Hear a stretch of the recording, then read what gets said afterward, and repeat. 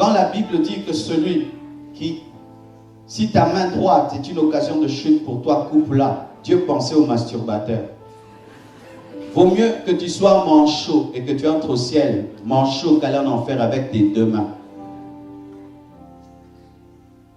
La masturbation détruira vos foyers, car quand tu te masturbes, étant célibataire, le jour que tu te marieras, il y aura un problème dans ton mariage.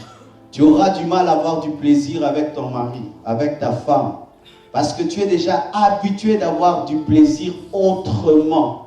Ah oui, parce que tu t'habitues à avoir du plaisir d'une certaine manière et tu risques de te marier et tu es étonné que tu aimes ta main plus que ton mari et ta femme.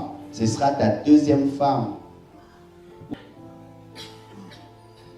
Et ça peut te prendre des années, 10 ans de masturbation, 15 ans, 20 ans, 30 ans de masturbation si tu ne t'arrêtes pas. Et pire, il y a des gens qui encouragent ça, des scientifiques, des médecins, disant que c'est bien pour la tête.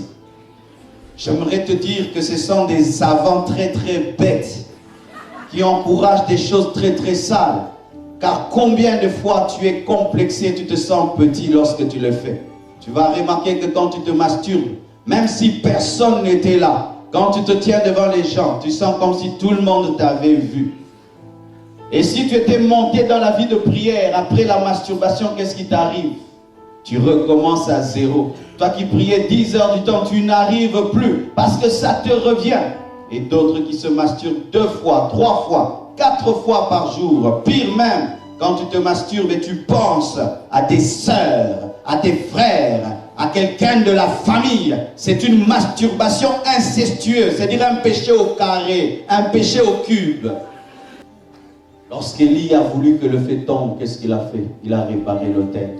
Il ne pouvait pas demander le feu sans réparer l'autel. Mais aujourd'hui, nous demandons à Dieu d'envoyer le feu avec un autel qui est détruit. Et le Seigneur dit au prédicateur, arrêtons de traiter la plaie de son peuple avec négligence. Ce peuple-ci risque d'aller en enfer. Si on vient seulement les amuse, on leur dit des choses qu'ils veulent, sans traiter leurs vrais problèmes. Vous allez vous fâcher contre nous au dernier jour. C'est pourquoi, bien-aimé, je ne te laisserai pas sortir tel que tu es venu. Aujourd'hui, vous devez sortir des péchés qui lient la jeunesse. Les jeunes aujourd'hui sont liés par la pornographie. Pas par la pornographie, mais ils aiment les choses de Dieu. Avec ces ordinateurs, ces iPads qu'on nous a donnés, c'est devenu très facile. Parce qu'avant, il fallait aller au cinéma Congo. Maintenant, rien que dans ton iPad, www.buzoba.com. Si on t'arrachait ton ordinateur, qu'est-ce qu'on va y trouver maintenant?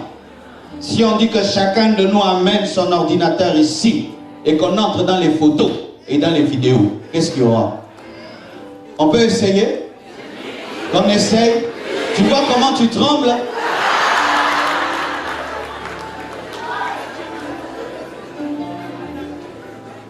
Ils vont dans des petits coins comme ça, comme des sorciers.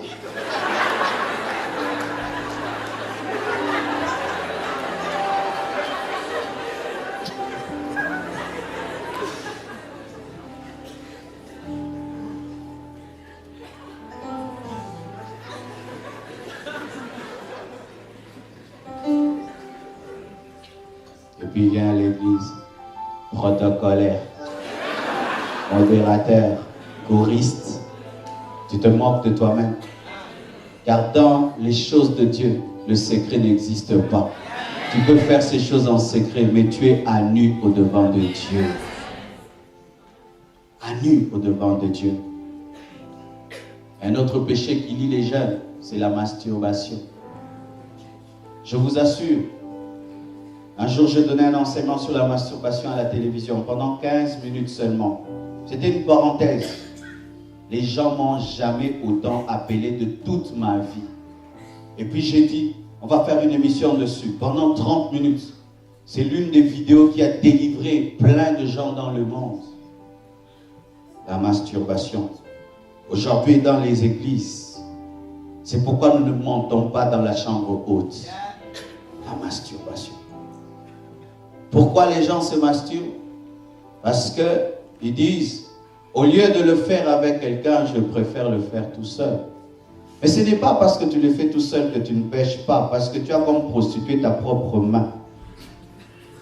Quand la Bible dit que celui qui, si ta main droite est une occasion de chute pour toi, coupe-la. Dieu pensait au masturbateur.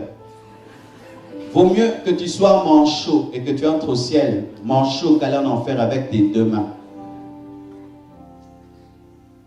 La masturbation détruira vos foyers, car quand tu te masturbes, étant célibataire, le jour que tu te marieras, il y aura un problème dans ton mariage. Tu auras du mal à avoir du plaisir avec ton mari, avec ta femme, parce que tu es déjà habitué d'avoir du plaisir autrement.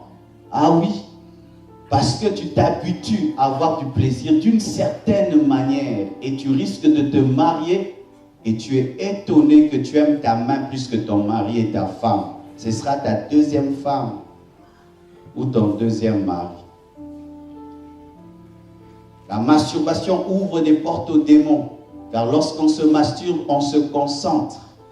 On se concentre sur une image masculine ou féminine. Et cette concentration ouvre une porte à des esprits impurs.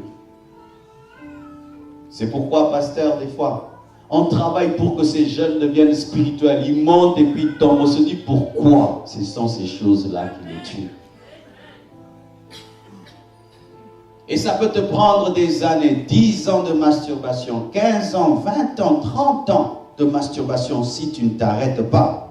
Et pire, il y a des gens qui encouragent ça, des scientifiques, des médecins, disant que c'est bien pour la tête. J'aimerais te dire que ce sont des savants très très bêtes qui encouragent des choses très très sales. Car combien de fois tu es complexé, tu te sens petit lorsque tu le fais. Tu vas remarquer que quand tu te masturbes, même si personne n'était là, quand tu te tiens devant les gens, tu sens comme si tout le monde t'avait vu. Et si tu étais monté dans la vie de prière, après la masturbation, qu'est-ce qui t'arrive? Tu recommences à zéro. Toi qui priais 10 heures du temps, tu n'arrives plus parce que ça te revient. Et d'autres qui se masturbent 2 fois, 3 fois, 4 fois par jour. Pire même, quand tu te masturbes et tu penses à tes sœurs, à tes frères, à quelqu'un de la famille, c'est une masturbation incestueuse, c'est-à-dire un péché au carré, un péché au cube. Je sais ce que je dis. Bien-aimés, ou vous choisissez Dieu, ou vous restez dans le monde. Vous devez choisir. Jusqu'à quand vous clocherez entre Dieu et le monde? Jusqu'à quand vous servirez Dieu, m'en ayant en vous des péchés chéris? Jusqu'à quand? Jusqu'à quand? Le temps du réveil est venu en France. Mais tout réveil est précédé par la sanctification de l'Église. Il faut que le message de la sanctification revienne sur la chair des églises pour que le feu tombe. Sinon, le feu va tomber et va trouver quoi? Des bois qui sont encore verts. Et quand le feu tombe sur de bois verts, ça n'engendre pas le feu, mais la fumée.